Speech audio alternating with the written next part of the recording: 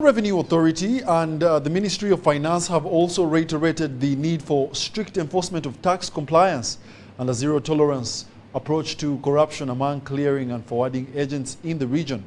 Speaking on behalf of Finance Minister Matia Kasaija and URA Commissioner General John Musinguzi Rujoki, the Commissioner for Executive Operations, Abel Kagumire, delivered the message during the annual general meeting of the Uganda Clearing Industry and Forwarding Association. We are agents of customs, so we help customs do the declarations, and after the declaration we collect taxes, and therefore licensing is not something that you can eliminate. If you are not licensed, then you are not a clearing agent. The Uganda Clearing Industry and Forwarding Association plays a vital role as a bridge between importers, exporters, and border management agencies.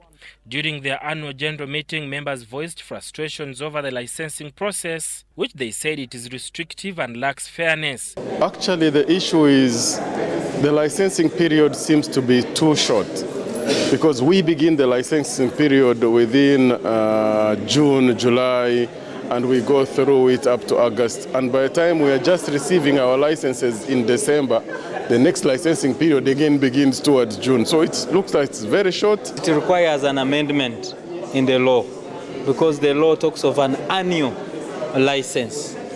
So it's a good idea, but it requires our legal experts and technical teams to sit and do some bit of trickle in the law and amend. They also cited the complexities of evolving customs regulations as a growing burden.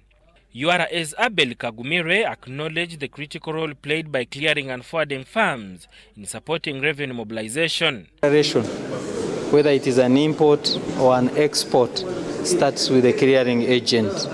And they are the people who start the process. They do the classification, they know the values of the goods. They are the ones who do the clearance right from the port up to when the goods reach the traders' premises. He noted that government is committed to addressing long-standing sector challenges, including inconsistent regulatory requirements, inefficient customer procedures, and inadequate infrastructure, all while pursuing for greater compliance. You are not just clearing agents. You are facilitators of commerce, enablers of regional integration, and contribution to national revenue.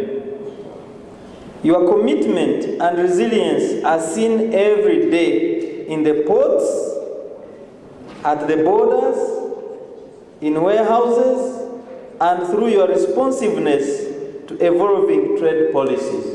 The agents also grappled with logistical challenges, financial constraints, and pressure to keep pace with technological shifts and global trade patterns. In a bid to address these issues, USIFA announced partnerships with Centenary Bank and Capital Pay to ease access to financial services. We would like to have, for starters, a standard rate that professionalizes the industry, but also we are looking at the incoming of Centenary Bank, not only Centenary Bank, but also any other banks. We seem to see a new trend. The ESC bond coming into play happens to be a hybrid model.